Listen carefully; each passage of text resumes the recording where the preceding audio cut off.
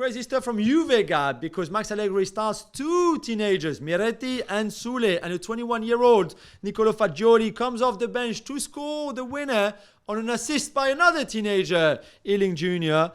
for Juve against Lecce. Are they finally trusting the kids, or this was just a one-off? I don't know. Maybe he's resting people for the Champions League so that they can be sure of not screwing up, so they can get in the Europa League. Yeah, I never thought I'd seen this, but he's right to play this. Miretti has shown that he's really, really good. He should be starting at Juve. Another this obsession. I mean, I go back to this. I don't want to pick on your boy Angel Di Maria, right? But this guy looks to people as if he's absolutely dogging it because there's a World Cup coming up, right? And you should have known. When he says, "Oh no, I don't want to sign a 2-year deal. I only want a 1-year deal," because I'm just here to pick up another pay. Honestly, it's just not a good look. By the way, Nicolo Fagioli, phenomenal goal, Del Piero-esque, not as good as Del Piero's goal. No, but somebody made a really good point about trusting youngsters, right? Fagioli's a guy who come through the youth system at Juve, made his debut a couple years ago. Last season, he was on loan at Cremonese, started the whole season in Serie B. They went up. And this year, Allegri's like, oh, no, remember he gave his famous category sheets? There's youngsters, there's superstars, there's megastars, there's decent players, there's squad players, blah, blah, blah, which is like a way of saying, oh, Fagioli, we like to get these kids out of here. Well, Nicolo Fagioli is the same age. He was born the same day as Kvicha Kvaratskhelia.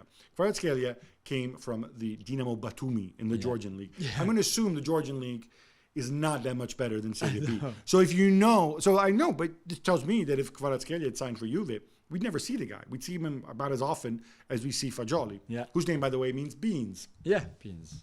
Milan lose away to Torino and fall to third in Serie A. Gab, what went wrong? Pretty much everything? Just about everything. Just some horrendous defending. They did the thing, for both goals. They were 2-0 down. They were lucky because their goal should have never stood. It was not the strongest push, though.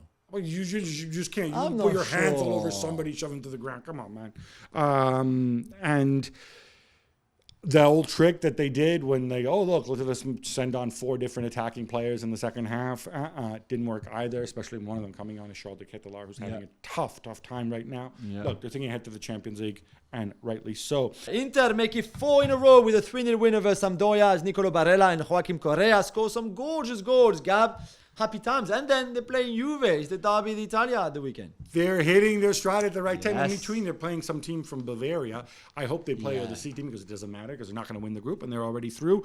But no, Nicolo Barella is on fire. He's cut out all those stupid bookings which got him in trouble before. Correa showed glimpses of what he does once in a while, not often enough to start. And Lukaku, ready to start.